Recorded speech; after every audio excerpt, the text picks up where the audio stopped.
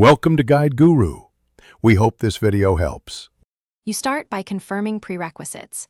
You're enrolled in the beta and you've completed a full backup, so you can roll back if needed. Once enrolled, download the beta profile directly to your device and open Settings to install it.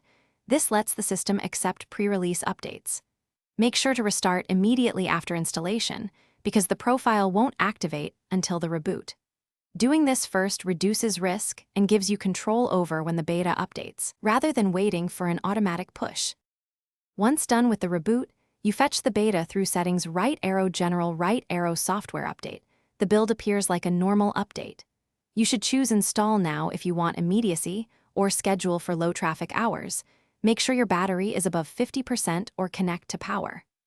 After installation, review app permissions and privacy toggles because betas can introduce new prompts.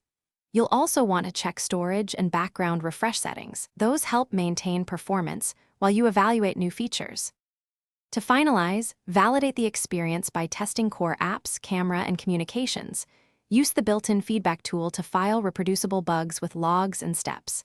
If the beta proves unstable, remove the beta profile, reboot, and restore from your backup to return to the stable release.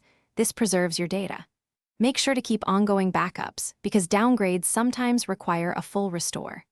A key troubleshooting tip: if an update fails, reboot. Free up 10% storage, then retry the install. Thanks for watching. Consider subscribing if we helped you today.